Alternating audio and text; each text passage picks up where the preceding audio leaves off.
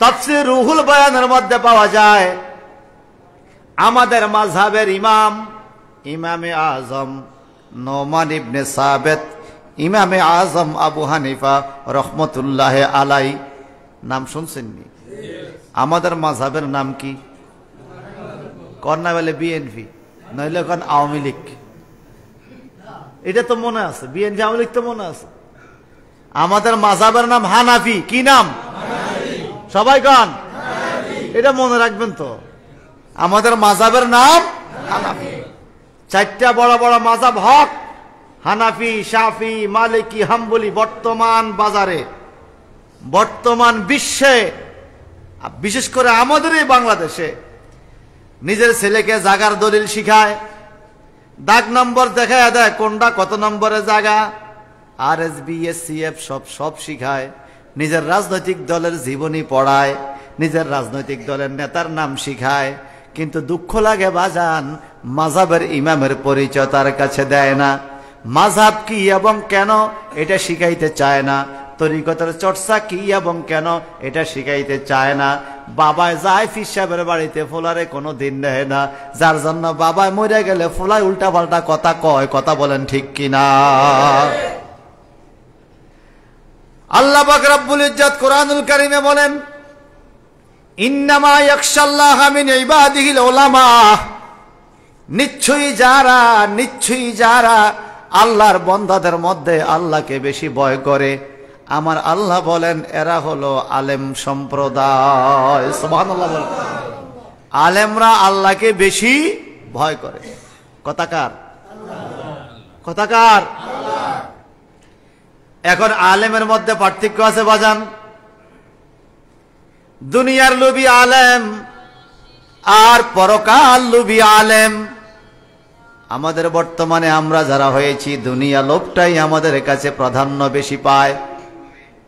দুনিয়ার লোভটাই আমাদের মধ্যে প্রাধান্য বেশি পায়। আপনাদের পাবলিকের দোষ দিয়া লাভ নাই। ইসলামের মধ্যে বর্তমানে এই অবস্থার কারণে আলেমদেরও একটা দায়বদ্ধতা থাকা দরকার ছিল, ঠিক কিনা বলেন? আলেমরা আল্লাহকে ভয় করবে, কিন্তু মাঝে মাঝে দেখি আলেমরা আল্লাহ রসুলের দিক থেকে মানুষকে আরেক দিকে সরাইয়া দেয়। যেমন বাজান জগৎ বিখ্যাত আল্লাহর ওলি, যিনি মাযহাবের ইমাম ইমামে আজম আবু হানিফা নোমান ইবনে সাবিত রাদিয়াল্লাহু তাআলা কত বড় আলেম ছিলেন। আলেমের বিরোধিতা করা এটা কিন্তু ঠিক নয়। বর্তমান যুগের কিছু মানুষ শায়েখ নাম দিয়া ইমামে আজম আবু হানিফারে পর্যন্ত সমালোচনা করে। নাজুবিল্লাহ বলবেন না? করে কিনা? আদার বেয়ারি জাহাজের খবর লয়। ইমাম আজম আবু হানিফা কত বড় আবেদ ছিলেন, ওনার জীবনী পড়লে পাওয়া যায়। একদিন রাস্তা দিয়ে হাঁটতেছে হুজুর, ইমাম সাহেব হুজুর হাঁটতেছে, পাবলিক বলতেছে আমাদের ইমাম সাহেব হুজুর কত ভালো মানুষ। উনি শুনলো, আমারে ভালো কয়, আমাদের ইমাম সাহেব হুজুর খুব ইবাদতগার, খুব বেশি ইবাদত করে। কত? ডেইলি 300 রাকাত নামাজ পড়ে। পাবলিকে বলতেছে আসলে হুজুর 300 রাকাত নামাজ পড়ে না। আমাদের মতে তো এখন আমরা হয়ে গেছি, কি কর হুজুরের নাম ছোট, লকব 3 লাইন 4 লাইন লাগে শেষ করতে। মাইকলা লকব কইতে কইতে আসল নাম কইতে পারে না। পাবলিক এটা আসলটা শোনে না। আপনারা কি আমার কথা বুঝেননি? এখন ইমামে আজম আবু হানিফা আমাদের মাযহাবের ইমাম, সিল্লাহ কন্না মারহাবা। মাযহাবের ইমাম কত বড় আলেম। উনি নাকি হকের মধ্যে ছিলেন না, ওনার বিরুদ্ধে সমালোচনা। উনি পরের দিন নামাজ পড়া শুরু করছে। ঘরের লোকজন বলে হুজুর ঘটনা কি? আমার মধ্যে যেটা নাই পাবলিক সেটা বলে, আমি এটা আমার মধ্যে আনতে হবে। আমি নামাজ পড়ি ডেলি 100 রাকাত, পাবলিক আমি বলে পড়ি 300 রাকাত। এরপরের থেকে ইন্তেকাল পর্যন্ত প্রত্যেক রাত্রে উনি 300 রাকাত নামাজ পড়তো। নামে আর কামে মিল থাকতই। এদেরকে বলা হয় আলেমে রব্বানি, এদেরকে বলা হয় মুমিনে রব্বানি, এদেরকে বলা হয় আব্দে রব্বানি। সুবহানাল্লাহ কোন? রব্বানি কাকে বলা হয়? যিনি এলেমে এবং আমলে 100% মিল রাখতে পারছেন, উনি হলেন আব্দে রব্বানি। আলেমে রাব্বানি। সুবহানাল্লাহ বলেন না। ভাই সাহেব, বন্ধুরা আমার, সেই ইমামে আজম আবু হানিফা, আল্লাহওয়ালার অন্তরে কত ভয়, আলেমের অন্তরে কত ভয়। উনি মানুষকে কর্জ টাকা দিয়েছেন, কর্জে হাসানা, হাওলাত দিয়েছেন টাকা। বর্তমান যুগে তো হাওলাত ভরাত উঠে গেছে, সুদ ঘুষ শুরু হয়ে গেছে। এখন হাওলাত চাইলে টাকা নাই, সুদে চাইলে টাকা পাওয়া যায়। কথা কোন ঠিক নেবে ঠিক? কিন্তু আল্লাহর হাবিব বললেন, হাওলাত দিও, কর্জ দিও। তোমার কর্জ টাকাটা ওই ব্যক্তির কাছে যতদিন থাকবে, ওই ব্যক্তি নফল নামাজ পড়লে তার একটা সওয়াবের অংশ আল্লাহ তোমারে দান করবে। টাকা হাওলাত দিলে লাভ আসেনি? আছে, দিবেন, হাওলাত দিবেন। এখন দিতে তো পারো না, কারণ যাতে হাওলাত নেই হেতে পরে মোবাইল বন্ধ করে দেয়, এর আর খুঁজে পাওয়া যায় না, 6 মাসও পাওয়া যায় না, এর পাওয়া যায় না। তাহলে আমরা কি ইসলামের আগের জায়গার মধ্যে আসিনি? নাই। ইমামে আজম গেলেন কর্জের টাকা, হাওলাতের টাকা আনার জন্য এক বাড়িতে। সুবহানাল্লাহ কোন, আরো জোরে। উনি ওই বাড়িতে যাইয়া মরুভূমির রৌদ্র, আরব দেশের রৌদ্রের তাপ 50 ডিগ্রির উপরে, উনি ওই বাড়িওয়ালার বাড়ির সামনে রৌদ্রের মধ্যে দাঁড়িয়ে রয়েছে। বাড়িওয়ালা আসবে, কথা বলবে। এই বাড়ির সামনে দিয়ে আরেকজন লোক যাওয়ার টাইমে দেখি ইমাম সাহেব হুজুর দাঁড়িয়ে আছে রৌদ্রে। হুজুর, আপনি রৌদ্রে কেন দাঁড়িয়ে আছেন? আপনি বাড়িতে যান, ঘরে বসেন, ছায়ার মধ্যে দাঁড়ান। বলে, আমি আসছি এই বাড়িওয়ালার কাছে। কেন আসছেন হুজুর? বলে, সে আমার কাছ থেকে টাকা আনছে, কর্জ আজকে দেওয়ার কথা, আমি টাকাটা নিতে আসছি। বলে, হুজুর তো আসছেন ভালো কথা, রৌদ্রে কেন? ঘরের ছায়াটার মধ্যে দাঁড়ান। তাকওয়া কি জিনিস? আলেমরা আল্লাহরে কেমন ভয় করে, তাকওয়া কি জিনিস? উনি বললে, বাজান রে, ইচ্ছা করলে ঘরের ছায়া আমি দাঁড়াইতে পারি, কিন্তু আমি আবু হানিফার ভয় হয়, আমি তার টাকা হাওলাত দিছি, তার ঘরের ছায়ার মধ্যে দাঁড়াইলে একটা সুবিধা নেওয়া হইল, এটা সুদ হইতে পারে কিনা এই টেনশনে আমি তার ঘরের ছায়ার মধ্যে দাঁড়াই না। কত তাকওয়া আলেমদের অন্তরে ছিল। তাকওয়া কাকে বলে? এত সোজা। বালহাম শহরের এক ব্যক্তি খাজুর কিনছে। কি কিনছে? দোকানে। মাফের বাহিরে একটা খেজুর ওনার প্যাকেটের মধ্যে পড়ে গেছে। উনি চলে আইছে বাড়িতে। পরে রাত্রে স্বপ্নে দেখতেছে দুইজন ফেরেশতা ওনার পাশে আইসা বলা বলি করতেছে, এই লোকটা আজকে আমানতের খেয়ানত করছে, মানুষের ঠগাইছে, এই লোকটার ইবাদত আজকে কবুল হবে না। সে স্বপ্ন দেখতেছে। পরের দিন দৌড়াইয়া 30 মাইল দূরে বাজার, পরের দিন 30 মাইল দূরে যাইয়া ওই লোকে আবার এক খাজুর কিনা, একটা খাজুর নিজের কিনা জায়গা থেকে তার ক্যাশের মধ্যে দিয়া কো, ভাই গতকালকে একটা খাজুর বেশি গেছে, আজকে একটা খাজুর তোমারে দিয়া গেলাম। আবার পরের দিন রাত্রে আইসা ঘুমাইয়া গেছে, আজকে স্বপ্নে দেখতেছে ফেরেশতারা বলা বলি করতেছে, এই মানুষটা যার হক তারে বুঝাইয়া দিছে, আজকে যা ইবাদত করে তা তার কবুল হইয়া যাবে। আর আমরা মসজিদের হক মাইরা খাই। কথা কন না, মসজিদের হক মাইরা খেয়ে দিই আমরা। কিছু কিছু হুজুরের কাছে কাপড়া ফেতরা জাকাতের পয়সাও নিরাপদ না। এই কথা কন, নিরাপদ না। আবার বড় বড় কথা কয়, এটা বেদাত, ওটা শিরক, ওটা না, তোর খানায় তো হারাম। যে লোকে নিজে কোরবানি দেয় সেই লোকে কি কোরবানি ছাড়ার পয়সা খাইতে পারে নি? হুজুর আমরা হুজুর দিয়ে যে নিজে কোরবানি দেয় এতে কি আরো ছাড়া খাইতে পারবো নি? আমগো দেশে খাইতেছে তো। এরপরে কুটিপতির পোলা যেই পাতিলের রান্না খায়, ফকির মেসকিনের পোলা একই পাতিলের রান্না খায়। অনেক মাদ্রাসা রান্না হয়, এতিমের, গরিবের, ধনী দরিদ্রের সবার রান্না এক পাতিলে হচ্ছে। এখানে ফেতরার টাকা, জাকাতের টাকাও আছে।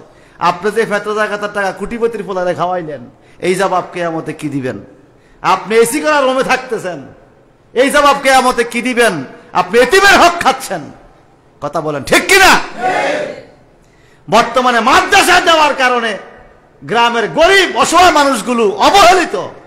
গরিব অসহায় মানুষকে মানুষ এখন টাকা পয়সা দেয় সব মাদ্রাসায়, সব লিল্লা বোর্ডিং। কিসের মাদ্রাসা, কিসের লিল্লা বোর্ডিং? মাদ্রাসা জাকাত দেওয়া যদি আমি বলি জায়েজ নাই, আমাকে কেউ এই কথা রদ করতে পারবেন না। জাকাত দেওয়া যে 8টা খাত আছে, এখানে মাদ্রাসা মসজিদের কোনো নাম নাই। মাদ্রাসা মসজিদে জাকাত দিতে পারবো এটা কোনো নাম নাই। এতিম মিসকিন গরিব অসহায়কে আপনি দিবেন।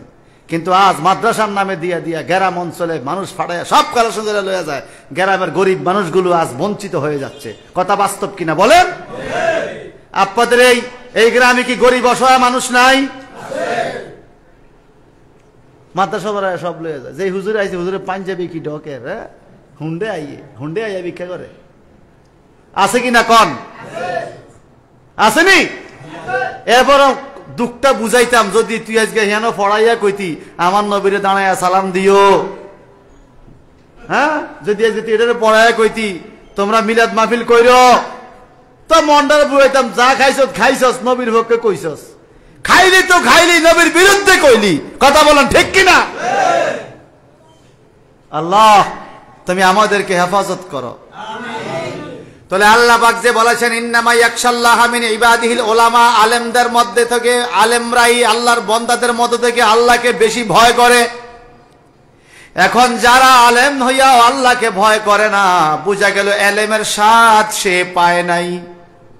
এলেমের স্বাদ পাইলে তার অন্তরে আল্লাহর ভয় থাকতো।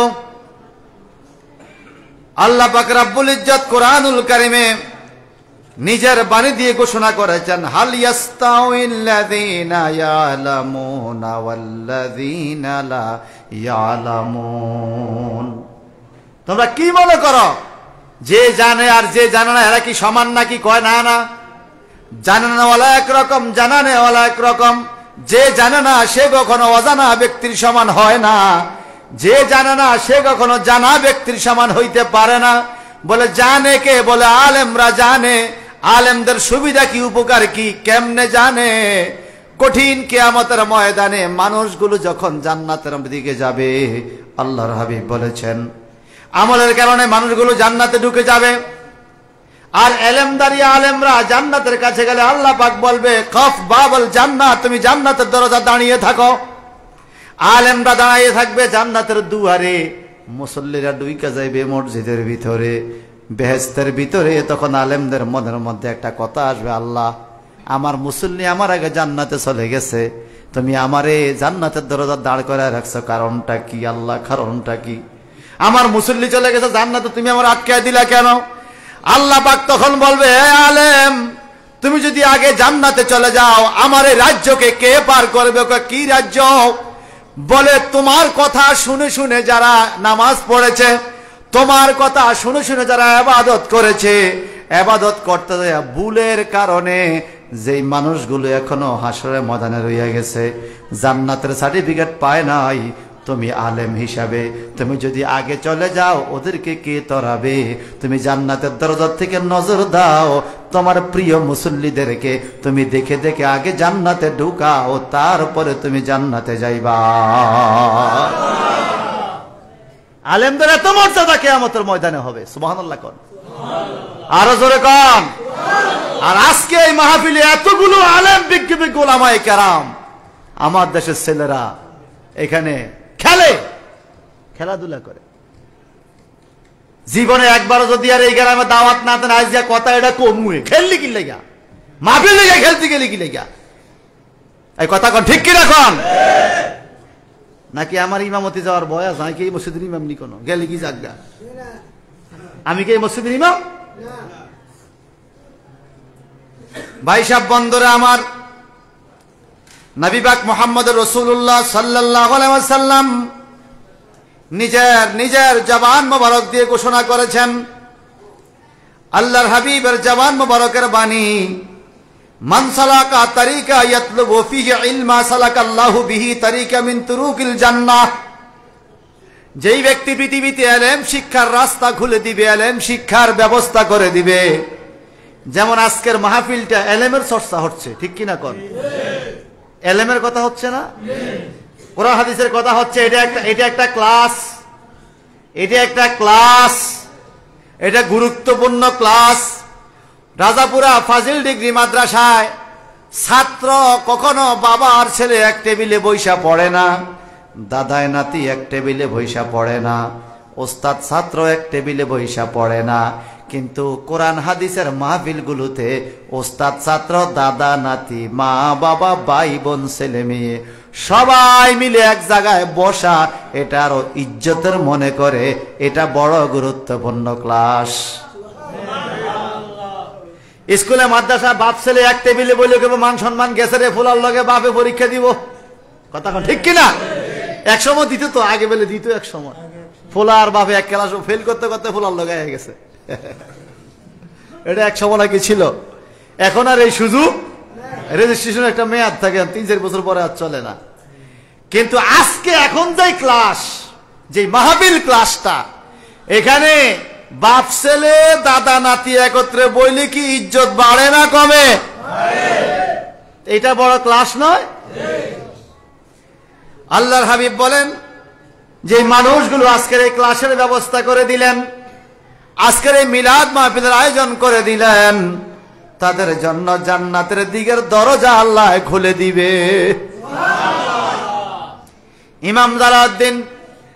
ইমাম জালাউদ্দিন সিয়ুতি রহমতুল্লাহ আলাইহি ওনার কিতাবের মধ্যে ব্যাখ্যা দিয়েছেন, মান কারা মাউলিদিন নবী সাল্লাল্লাহু আলাইহি সাল্লাম ফি বাইতি ইল্লা রাফা আল্লাহ সুবহানাহু ওয়া তাআলা ওয়াল কাতা ওয়াল আবা ওয়াল হারকা ওয়াল গারকা ওয়াল ইফাতা ওয়াল বালিয়া ফাইজা মাতা হাওয়ান আল্লাহু আলাইহি জাওয়াবা মুনকির ওয়া নাকির সিল্লাগান মারহাবা। ইমাম জালাউদ্দিন সিয়ুতি রহমাতুল্লাহ আলাইহি ওনার কিতাবের মধ্যে ব্যাখ্যা দিয়েছেন, যিনি তাফসিরে জালালান শরীফ লিখেছেন, আপনাদের রাজাপুরা ফাজিল মাদ্রাসা যে কিতাবটা পাঠ্য জালালান শরীফ, সেই ইমাম জালাউদ্দিন সিয়ুতি বলেন, মান কারা ফি বাইতিহি মাউলিদিন নবী সাল্লাল্লাহু আলাইহি সাল্লাম, যেই ব্যক্তি তার বাড়িতে, তার এলাকায়, তার মহল্লায় ঈদে মিলাদুন নবীর মাহফিলের আয়োজন করলো, ইল্লা রাফা আল্লাহ সুবহানাহু ওয়া তাআলা আল কাহাতা ওয়াল আবা ওয়াল হারকা ওয়াল গারকা ওয়াল ইফাতা ওয়াল বালিয়া, আল্লাহর নবীর মিলাদ মাহফিল শুরু করার কারণে আল্লাহ পাক ওই এলাকা থেকে বালা মুসিবত, চুরি ডাকাতি, আগুনে পুড়ে মারা, পানিতে ডুবে মারা, ফসলের স্বল্পতা, রোগ বালা, দুনিয়ার আযাব, কবরের আযাব এই মিলাদুন নবীর মাহফিলের বরকতে এই এলাকা থেকে দূরে সরাইয়া দেয়। সুবহানাল্লাহ। আজকের এই মাহফিলে বরকত আসেনি? শুধু তাই নয়, ফাইজা মাতা হাওয়ানাল্লাহু আলাইহি জাওয়াবা মুনকির ওয়া নাকির, যেই ব্যক্তি মিলাদুন নবীর মাহফিলে হাজির থাকবে, মিলাদ মাহফিল পক্ষে থাইকা মরে যাওয়ার পরে মুনকির নকির যখন কবরে প্রশ্ন করবে, আল্লাহ পাক মিলাদুন নবীর পক্ষে থাকার কারণে ওই ব্যক্তিকে মুনকির নকিরের প্রশ্নের জবাব সহজ করে দিবে। সুবহানাল্লাহ। এত গুরুত্বপূর্ণ একটা মাহফিল। ইমাম জালালউদ্দিন সিয়ুতি বলেন, শুধু তাই নয়, কঠিন কিয়ামতের ময়দানে 12 সূর্যের তাপের নিচে তামার জমিনে মানুষগুলো যখন পানির পিপাসায় বুকের ছাতা পাটার উপক্রম হয়ে যাবে, মানুষ গলা কাটা মুরগির মতো লাফাইতে লাফাইতে পেরেশানির মধ্যে থাকবে, ওই কঠিন কিয়ামতের ময়দানে আল্লাহ পাক বিশেষ ব্যক্তিদেরকে আল্লাহর খাস জায়গায় নিয়ে আশ্রয় দিবে। ফেরেশতারা বলে, আল্লাহ এরা কারা? আল্লাহ বলবে, যারা মিলাদুন নবীর মাহফিলে বসছে, আমি এদেরকে খাস জায়গায় আশ্রয় দিয়ে দিলাম। এটা আমার ফতুয়া না, ইমাম জালালউদ্দিন সিয়ুতির ফতুয়া, যিনি বলেছেন, রাইতুন নবিয়্য সাল্লাল্লাহু আলাইহি ওয়াসাল্লাম 75 মাররাতান ফি হায়াতি। সুবহানাল্লাহ বলেন। ইমাম জালালউদ্দিন সিয়ুতি বলেন, আমি তাফসীর লেখার কারণে আমার জীবনে আমার নবীকে 75 বার স্বপ্নে দেখছি। আপনারা নবীকে স্বপ্ন দেখার ইচ্ছা আসেনি? আমি তো শুধু এক মৌলভী সাহেব বলছি, আমি মৌলভী বলি, এদেরকে বলি মৌলভী সাহেব। মৌলভী শব্দটা অনেক উচ্চ মাপের কথা। ঢাকা ইউনিভার্সিটির ডক্টরেট ডিগ্রি প্রফেসর হাতে মৌলভী সাহেব, হ্যাঁ, হে বলছে, আহা, এই কথা মুখ দিয়ে আনতে আমার খারাপ লাগতেছে। রাসূল পাক সাল্লাল্লাহু আলাইহি সাল্লাম বলে গুনাহ করছে।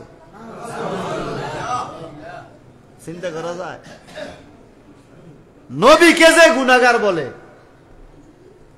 তার মতো ব্যাককল হেতে কোন দিয়ে ডক্টর হয়েছে? আমার মনে হয় ব্যাককল বিষয় আছে একটা, হিডে ভরিকে ডক্টর ডিগ্রি হয়েছে। এ কথা কন না কা? ব্যাককল বিষয় রসুলের পাককে গুনাহগার বলে। তিনি হলো শাফিউল মুজনিবিন, গুনাহগারের শাফায়াতকারী যিনি। সুবহানাল্লাহ করেন। যার নাম সাহেবুশ শাফাআত, নবীজির নামের মধ্যে অন্যতম নাম হলো সাহেবুশ শাফাআত। সুবহানাল্লাহ করেন। শাফাআতে উজমা, যিনি সাহেবুল লিয়াউল হামদ, যার হাতে লিয়াউল হামদ প্রশংসার চান্নি মোবারক কিয়ামতে থাকবে, যাকে আল্লাহ বলবে কুল তুসমা সাল তোতা ইশফা তুশফা, হুজুর আপনি কি বলবেন আমি শুনবো, আপনি কিয়ামতে কি চান আমি দিব। সুবহানাল্লাহ করেন। ইশফা তুশফা, কার জন্য সুপারিশ করবেন আপনি বলেন, যার কথা কইবেন তারই ফার করে দিব। সেই নবী বলে গুনাহগার। জোরে কইবেন না নাউজুবিল্লাহ। আবার ডক্টরেট লেখছে নামের আগে। মনে রাখবেন, যত বড় ডক্টরেট হোক, রসুলে পাকের ইজ্জত যে দিতে জানে না, সে একজন মূর্খ লোকের চাইতেও খারাপ। আর ভ্যান চালক, রিক্সা চালক, শ্রমিক, কৃষক, আমার ভাই শ্রমজীবী, ক লিখতে পারে না, আলিফ চিনে না, বা চিনে না, ওই ব্যক্তির অন্তরে রসুলে পাকের ইজ্জত, রসুলকে সম্মান দিয়ে কথা বলে, হাজার ডক্টর ডিগ্রির চাইতে আল্লাহর কাছে এই গরিব মানুষটার দাম বেশি। এই কথা বলেন ঠিক কিনা? কারণ এই গরিব মানুষটা তার হাবিবরে ইজ্জত দিতে জানছে, তার নবীকে ইজ্জত দিতে জানছে। এবার বলেন, জান্নাতের দরজা খুলে দেয় যারা এলেম শিখতে আসে তাদের জন্য কে? আল্লাহ। আমার নবীজি বলেন, আলেমের কত দাম, আলেমের কত বরকত। ওয়াইনাল মালাইকাতা লা তাদাউ আজনিহাতা রিদা লিতালাবিল ইলমি, যারা এলেম অন্বেষণ করে, আজকে এলেমের জন্য যারা মাহফিলে চলে আসছেন, অনেকে মনে করে মাদ্রাসার ছাত্র এই তালেবে এলেম না। তালেবে এলেম হইতে হইলে বয়স দরকার নাই। আপনি বৃদ্ধকালে যদি কোরআন শিখতে যান, আপনি বুড়াকালে যদি এলেম শিখতে যান, আপনি কোরআনের ছাত্র। সুবহানাল্লাহ। আমি সারা জীবন কোরআনের ছাত্র থাকতে চাই। আল্লাহর কাছে এই দোয়া করে, আল্লাহ তুমি আমার কোরআনের ছাত্র বানায় রাখো, সারা জীবন আমার তুমি হাদিসের ছাত্র বানায় রাখো। আল্লাহর হাবিব বলেন, যারা এলেম শিখার জন্য চেষ্টা করে, এলেম শিখতে রওনা হয়, ওয়াইনাল মালায়েকাতা, নিশ্চয়ই ফেরেশতাগণ, লাতাদাউ আজদিহাতাহা রিদা লিতালাবিল ইলমি, তালেবে ইলমদের পায়ের নিচে রহমতের পাখাগুলো ফেরেশতারা বিছিয়ে দেয়। সুবহানাল্লাহ না কইলে আমাদের মতো কিপটে আর দুনিয়াতে নাই। সবাই কর সুবহানাল্লাহ, আরো জোরে বলেন সুবহানাল্লাহ। ফেরেশতাদের পাখা কি আমরা দেখিনি? কিন্তু রহমতের ফেরেশতা আছে তো নাকি নাই? আমরা পড়ছি না, আমানতু বিল্লাহি ওয়া মালাইকাতিহি ওয়া কুতুবিহি ওয়া রাসূলিহি ওয়াল ইয়াউমিল আখির, পড়ছি কি না? আমানতু বিল্লাহ, আল্লাহর উপর ঈমান আনলাম, আল্লাহকে দেখি নাই তবুও মানলাম। সুবহানাল্লাহ কোন। ওয়া মালাইকাতিহি, তার ফেরেশতাদের উপর ঈমান আনলাম, দেখি নাই তবুও মানলাম। ওয়া রাসূলিহি, রাসূলগণের প্রতি ঈমান আনলাম, দেখি নাই তবুও মানলাম। ফেরেশতা আছে কিনা কোন? আছে। এই মাহফিলেও ফেরেশতা আসেনি? আছে। আমাদের সাথে ফেরেশতা আসেনি? আছে। ফিকার কিতাবে পাওয়া যায়, প্রত্যেক ব্যক্তির সাথে সকালবেলা 4 জন রহমতের ফেরেশতা আইসা ডাইনে বামে সামনে পিছনে থাকে, সন্ধ্যা পর্যন্ত ওনার কাছে থাকে, আবার সন্ধ্যায় চলে যায়, বাকি 4 জন সন্ধ্যা আছে সকাল পর্যন্ত থাকে। দৈনিক 8 জন রহমতের ফেরেশতা একজন মুমিনের সাথে থাকে। এরপরও কিছু কিছু মুমিন আরেকজনের গাছের কলা চুরি করে খায়, নাই মনে হয়? মনে করছে কেউ দেয় না, এতে কাউয়ের মতো চুরি করে। কাউ যেরকম ডিম একটারে ভাড়ার ভিতরে নিয়ে ঢুকায়, আর মনে কেউ দেয় নাই, আসলে পরে বিলে দেখাই লেছে। আমাদের দেশের আমরা এখন মনে করি আমি যে চুপু চুপু একটা কাম করতেছি, মনে কেউ দেখে না। দেখে কিনা কন? দেখে কিনা বলেন? ওয়া হুয়া মাআকুম আইনামা কুনতুম, আল্লাহ পাক বলে তুমি যেখানেই যাও, যে অবস্থায় থাকো, আল্লাহ তোমার সাথেই আছে। সুবহানাল্লাহ কোন না? ওয়া হুয়া মাআকুম, তিনি তোমার সাথে, তোমাদের সাথে। ওয়া হুয়া, হুয়াকে হুয়াল্লাহুল্লাযী লা ইলাহা ইল্লাহু, সুবহানাল্লাহ কোন না? তিনি সেই আল্লাহ, যে আল্লাহ ছাড়া কোনো মাবুদ নাই, যিনি তোমার শাহরগের চাইতে আরো নিকটে আছে। গোপনে ওপনে যেখানে তুমি যা কিছু করো তিনি আল্লাহ নিজে দেখে, তবুও ফেরেশতা পাঠাইয়া লেখাইয়া রাখে, কিয়ামতের ময়দানে সাক্ষী করাবে। সুবহানাল্লাহ। তাহলে ভাইজান বন্ধুরা আমার, আলেমদের বরকত আছে কিনা কোন? আল্লাহ পাক বলেন ওয়া ইন্নাল আলিমা লা ইস্তাগফিরু লাহু মান ফিস সামাওয়াতি ওয়াল আরদ। আহারে, আল্লাহ ওই যোগ্যতা অর্জন করতে পারি নাই, ওই সিঁড়িতে পৌঁছতে পারি নাই। মাওলা তুমি আমাদেরকে ওই সিঁড়িতে পৌঁছার তৌফিক দান করো। কোন সিঁড়ি? আমার আল্লাহ নবী বলে ইন্নাল আলামা, নিশ্চয়ই আলেম যে হয়, লা ইস্তাগফিরু লাহু, তার জন্য ক্ষমা প্রার্থনা করে, মান ফিস সামাওয়াতি, আসমানে যে আছে, ওয়াল আরদে, এবং জমিনে যে আছে। আসমানে যত প্রাণী, জমিনে যত প্রাণী, আল্লাহর খোদার খোদাইত্বের সবাই দোয়া করে, আল্লাহ তুমি আলেমকে ক্ষমা করে দাও। আলেমকে কি করে দাও? আর সেই আলেম আইসে আপনাদের সমাজে, আপনাদের সমাজের ছেলেরা কোনানো এখন খেলা বন্ধু জানি না, না হইতে পারে। আল্লাহ তুমি আমাদের সবাইকে শরীয়তের দিকে দাবিত হওয়ার তৌফিক দাও। আল্লাহ গরুর গোস্ত খাওয়াই না, মুসলমান না, কি কন? গরুর গোস্ত খাইলেও দি মুসলমান হও তো। হাজিগঞ্জ বাজারে বহুত হিন্দুরা দেখছি হোটেল ঢুকিয়ে গরুর গোস্ত খায়, খায়নি রে? এতটা কি মুসলমান নেই? মুসলমানের কিছু দায় দায়িত্ব আছে কিনা বলেন?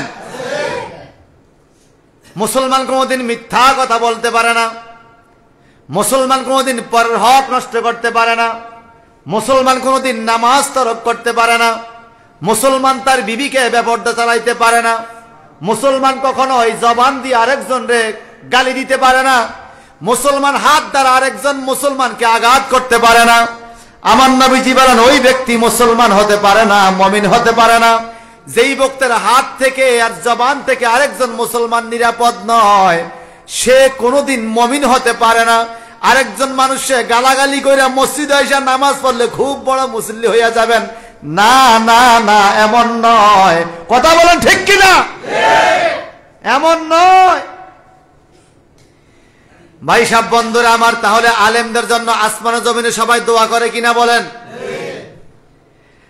শুধু তাই নয়, নবীজি বলেন ওয়াইন্না ফাদ্দাল আলেমে আলাল আবেদে কাফাদ্দিল কামারে লাইলাতাল বদরে আলা সাইরিল কাওয়াকিব। ওয়াইন্না ফাদ্দাল আলেমে, কয় আলেমের ফজল, আলেমের মর্যাদা, আলেমের স্তর, আলেমের মর্তবা আলাল আবেদে, আবেদের উপরে। সুবহানাল্লাহ কোন? আলেম মানে জানেনওয়ালা, আবেদ মানে ইবাদত করনেওয়ালা। ইবাদতকারীর অনেক উপরে আলেমের মর্যাদা।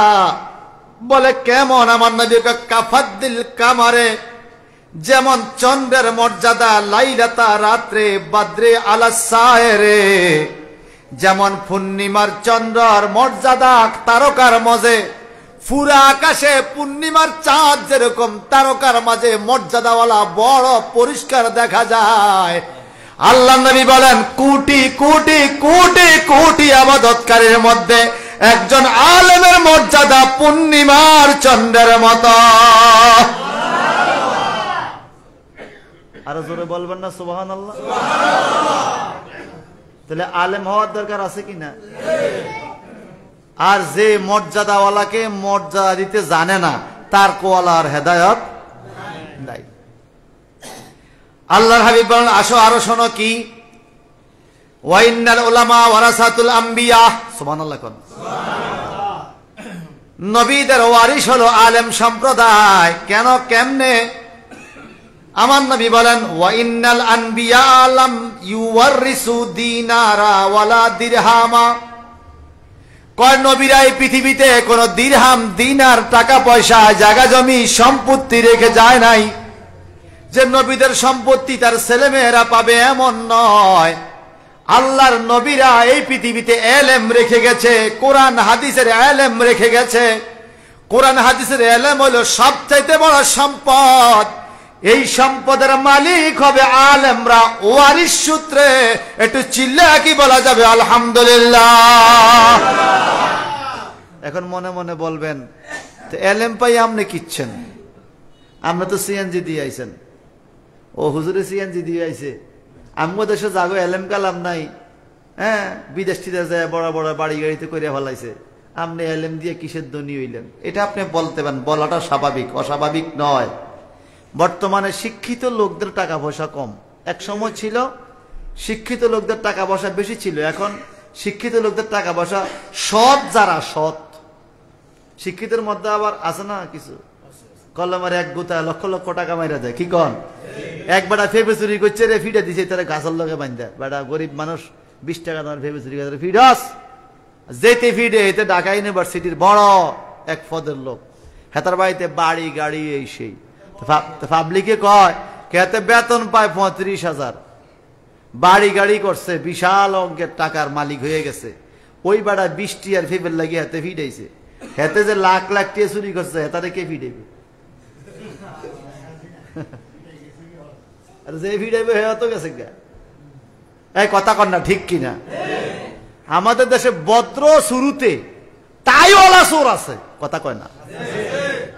টাই শুট কোট পরেন না, সেন্ট লাগাইন না, গায়ের মধ্যে খুশবু, হাতে বড় চোর নাই নাই নাই। এক কলমের এক গুতা গরিব দুঃখীর রক্ত শোষা টাকা ওরা মাইরা দেয়, ডাকাত, কথা কন ঠিক কিনা বলেন? এরা কিছু শিক্ষিত, একটা আছে সুশিক্ষিত, একটা কুশিক্ষিত। যারা সুশিক্ষিত বাজান, যারা দুর্নীতি করে না, যারা অন্যায় করে না, অন্যায়কে প্রশ্রয় দেয় না, এদের টাকা পয়সা কম। এরা সারা জীবনে রুজি দিয়ে পারে না 60টা বিল্ডিং এর রুম তুলতে, এরা কষ্ট করে চলে। আর বিশ্বাস করেন, হুজুরের বেতন, আমার বেতন, আমরা দুইজনের বেতন এক জায়গায় করলো, এমনও সিএনজি ড্রাইভার আছে এক মাসে তার চাইতে বেশি রুজি করে, কথা কয় না? ডেলি 1000, 1200, 1500, মাঝে মাঝে 2000ও কামায়, কামায় না? কামায় কিনা বলেন? গতকালকে মাদ্রাসা বেতন দিতে আসছে, তা আমার ডুমুরিয়া গাউসিয়া আলিম মাদ্রাসার নিয়ম হলো বাইরের গ্রামের বাচ্চাদের হাফ বেতন হইলো, হাফ, অর্ধেক। তো 120 টাকা করে মাসে, মাইয়া অজ্ঞা 9-এ পড়ে, বাপে আইছে হুজুর 6 মাসের বেতন বাকি পড়ছে, তা তো অর্ধেক তো মাফ, 120 টাকা হইলে 60 টাকা করে দিয়ে দেন, 636, কেমন 360 টাকা দিয়ে দেন। কেউ একটু কম আন না, আই কে ভাই মাসে কত? 60 টাকা। আমি কে আলুর দাম কত? 80 টাকা। আপনি কিটা কইলেন এটা? 1 কেজি আলুর দাম 80 টাকা, আপনার মাইয়ার বেতন 60 টাকা, আমি আমার কিটা কমাইতাম? আমরা ওই রুমে বাদ হয়ে গেলাম, এরকমই আমরা বাদ হয়ে গেলাম সমাজ থেকে, কথা বলেন ঠিক কিনা? কারেন্ট বিল বাকি নাই, কোনো আন্দোলন নাই, গ্যাস বিল বাকি নাই, ওয়াইফাই বিল কাজা নাই, বাকি দুটোর কথা কাজাও নাই, এমবি এক থাকতে আরেক ঢুকায়, ওয়াইফাই বিল কাজা নাই, কোনো বেতন বাকি নাই, বাচ্চার প্রাইভেটের টাকা বাকি নাই, ইংলিশের বিচ্ছির টাকা বাকি নাই, মসজিদের বেতন 6 মাস বাকি, 20 টাকা, 30 টাকা, 50 টাকা বেতন চলে না, চাইতে গেলে আরো উল্টা পাল্টা কথাবার্তা বলে, এমন মুসল্লি আপনাদের এই সমাজে নাই মনে হয়? নাই মনে হয়? আজকের পরে আমার আর এই গ্রামে দাওয়াত দিত না, এটা বুঝি। না দেখ, না দেখ, আসল জায়গার মধ্যে আমরা ধরা, এই কথা কোন ঠিক কিনা? আপনাদের এই যে মোবাইল, এই একখান মোবাইল যার কাছে আছে, মাসে একবার কম পক্ষে 1000 খরচ, কথা কন না? এই একখান মোবাইল যার কাছে 1000 টাকা মাসে কম পক্ষে খরচ আছে। তো ঘরে যদি 5টা মোবাইল থাকে এরকম 5000 আসেনি, কিন্তু আপনার 50 টাকা মসজিদের বেতন চলে না। আপনার কে কম মুসলমান মিয়া? মসজিদের বেতন 50 টাকা চলে না, এরা মসজিদের বেতন চাইতে গেলে বিভিন্ন তোকমা দেয়, আপনারা মারি খাই দেন, সভাপতিরে গাইলে গায়ে মারি খায়, মসজিদের ইমামরে বকে, কথা বাস্তব কিনা বলেন? সব জায়গায় ঈদ বোনাস হয়, সব জায়গায় বেতন বাড়ে। চিন্তা করে দেখেন, আমি মাঝে মাঝে বলি, এখনো বলছি, আমি ইমামতির জন্য বলি না, আমার ইমামতি দরকার নাই, রিজিকের মালিক আল্লাহ। বর্তমানে যেই ঘরে কমপক্ষে 7 জন সদস্য খায়, এই ঘরে কমপক্ষে 20,000 টাকা খরচ আছেই। আলুর বস্তা দিয়ে খাইল, আলুর বস্তা দিয়ে খাইল, 20,000 টাকা খরচ আছে 7 জনের ঘরে। আর আপনি যে একটা ইমামরে 5,000, 6,000, 8,000, 9,000 টাকা দেন, এই বেড়ায় 5 ওয়াক্ত ডিউটি করে, আপনার কোনো দিকে ছুটতেও পারে না, আপনার একটু বিবেক খোলে না যে এই বেচারা চলে কেমনে? ইমাম যে কারো ঘরে চুরি করতে ঢুকে না, তাও তো ভালো মিয়া। আপনার যদি 5,000 টাকা বেতন হইতে আপনি চুরি করতেন মানুষের বাড়িতে, এই টাকা আপনার চলতো না তো। এই বেচারায় চলছে, কি করবে এখন? এই পোশাক, এই লেবাসে পারে না কোনো অন্যায় করতে। আবার মাঝে মাঝে আপনারাই কন ইমাম সাহেব করে আল্লাহ চালায়, আপনারা কি বন্দা চালায়নি? আপনারা তো আল্লাহ চালায়, কথা কন না? আপনার ঘরে কে চালায়? নাকি ওই 1 লাখ জায়গায় কইছিলাম ভাই কি অবস্থা, বালে ভাই টি ওইসব নাই, দেখ আপনার ঘরে আল্লাহ চালাইব, আগে আমাদের কি আমাদের বউনি চালায়? আমি তাই আর চালায়, বরকত আছে তো। হ্যাঁ, ইমাম সাহেবের 5,000 টাকা বেতন দিলে বাজারও গেলে ওই বাজারে যখন কি আলু 1 কেজি দে, হেন কি বরকত, 1 কেজির জায়গায় 5 কেজি উঠতে যায়, আলুর দাম 6 টাকা হয়ে যায়। এটা কি বরকত? ইমাম সাহেবদের কি রোগ ব্যারাম হয় না? ওষুধ বড়ি লাগে না? বউ বাচ্চাদের অসুস্থতা হয় না? বাচ্চাদের লেখাপড়া খরচ হয় না? আমরা এদিকে কোনো খেয়াল নেই আমাদের। ইমাম সাহেবদের অবমূল্যায়নের কারণে এই বর্তমানে ইসলামের এই দশা। আসল ব্যক্তিকে আপনি জায়গা মতো মূল্যায়ন করতে জানেন না। আজকে একটা পোস্টার আইতে এত করে দেখেন আমার লোক যেগুলো আইছে, একটা মাহফিলের পোস্টার, আমি আর কাদরিয়া মাদ্রাসার প্রিন্সিপাল দুইজন একটা মাহফিলের বক্তা, আমাদের উপরে 13 জন না 14 জনের নাম, গ্রামের কেউ মেম্বার, কেউ সমাজ সেবক, কেউ এই কেউ হেই, হেতাগর নাম দিতে দিতে নিচে আইয়া দেই আমগো নাম আর টোয়াই হাই না, হুজুরগো নাম পোস্টার টোয়াই হাই না। আশ্চর্য,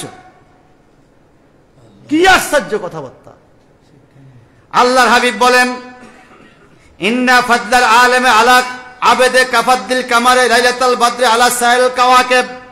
আসমানে তারকাগুলোর মধ্যে চন্দ্রের মর্যাদা যেরকম, পাবলিকের মধ্যে আলেমের মর্যাদা এরকম।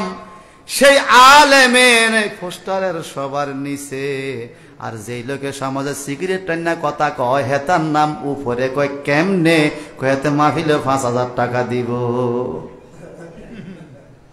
কথা কন না? মাহফিলে 5,000 টাকা দিবে, তার নাম আলেমের উপরে। তা আমি বলবো ভাই, মর্যাদা ঠিক মতো রাখেন, যেদিন আপনি মইরা যাবেন ওই প্রধান লোকটা যে 5,000 দিব, ওই লোকটারে কইেন আপনার জানাজা পড়তে, ওই লোকটারে কইেন আপনারে গোসল দিতে, ওই লোকটারে কইেন আপনারে কবরে নামাইতে, ওই লোকটারে কইেন আপনার মিলাদের দায়িত্ব নিতে, ওই লোকটারে কইেন আপনার জুমার খুতবা দিতে। কারণ তার নামটা উপরে, মর্যাদা যার বেশি, ইমামতির জায়গাও তার। কথা কোন ঠিক কিনা? তখন দিতে পারবেন? পারবেন না, পারবেন না। আমি বলবো না যে শ্রোতাদের মূল্যায়ন নাই, মূল্যায়ন আছে। আপনাদেরও যার যার জায়গায় তার তার ইজ্জত আছে, কিন্তু একটা কথা মনে রাখবেন, আলেম ওলামাকে সম্মান দিছে কে? আল্লাহ। আমরা এতে অসুবিধা কি? আমরাও দিব। এখন আমার নবীজি বলেন, ওলামায়ে কেরাম হলো নবীদের ওয়ারিস, নবীদের ওয়ারিস। কিন্তু ওয়ারিসের বেলায় আমরা কি করি দেখেন, এত গরিব মানুষ 1.5 বিঘা ইমামতি করে।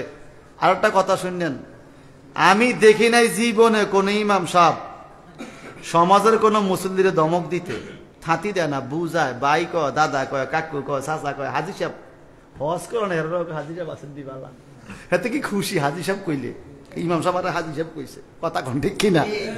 এত বালা।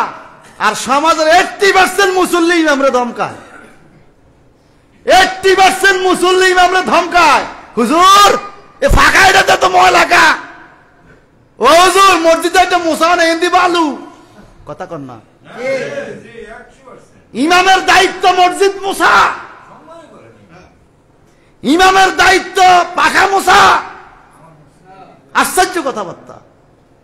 এরপরে ধমক, কিছু বল লাগে হুজুর থাকলে ধান ধরে যান গিয়া, সুদের ওয়াজ করলে হুজুরের পরের সপ্তাহ চাকরি নাই, ঘুষের ওয়াজ করলে পরের সপ্তাহ চাকরি নাই, চাকরি চলে গেছে। আজ আমরা অধপতনের কত নিচে চলে গেছি, যেখান থেকে আর উঠে আসার সম্ভাবনা হয়তো এই সমাজের আমাদের বর্তমান সিচুয়েশন নাই, যে অধপতনে আমরা চলে গেছি, ওখান থেকে উঠে আসতে বহুত সময় লাগবে। কথা কন ঠিক কিনা বলেন? অথচ আল্লাহর হাবিব বলেন, আপনাদের কষ্ট হইতেছে? ওয়ান আবি হুরায়রা রাদিয়াল্লাহু তাআলা আনহু قال قال رسول الله صلى الله عليه وسلم من يريد الله به خيرا يفقهه في الدين رواه ابن মাজাহ। বিশুদ্ধ ওসিয়া সিত্তা 6টা হাদিসের কিতাব, এর মধ্যে অন্যতম কিতাবের নাম হলো ইবনে মাজাহ শরীফ।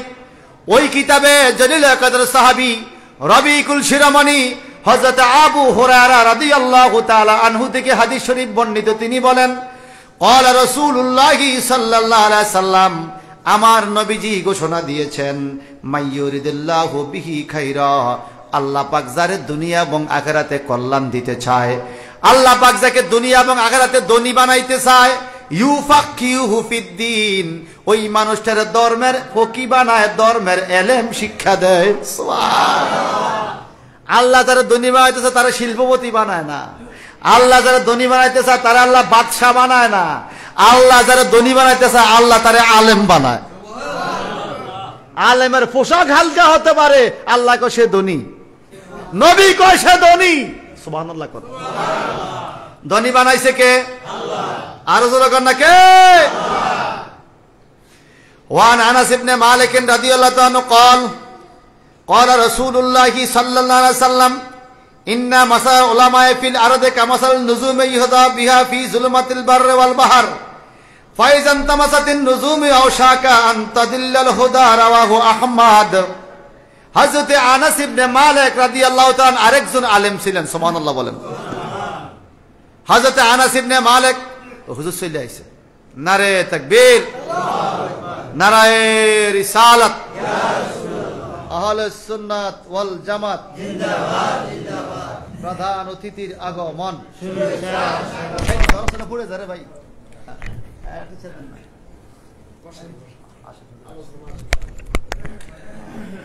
আল্লাহ কবুল করুক, আমিন বলেন। আমিন।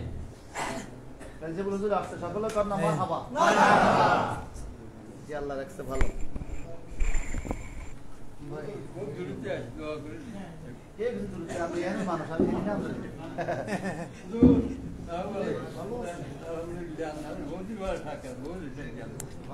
বসেন, এটা মহব্বতে পড়ি আল্লাহুম্মা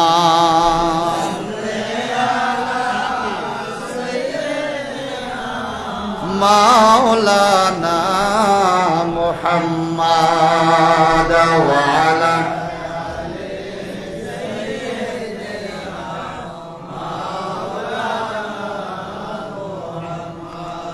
আমি ছেড়ে দেই, আপনি আসছেন যেহেতু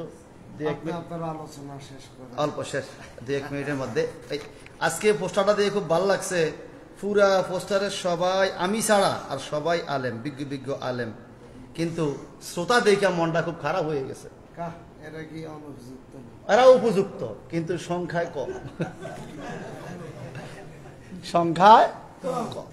শ্রোতা আছে কিন্তু পাশে দেখলাম খেলা চলে, ওখানে শ্রোতা আরো বেশি ছিল খেলার এখানে পাশেই। আল্লাহ তুমি খেলোয়াড়দেরকে যোগ্য খেলোয়াড় হিসেবে কবুল করো।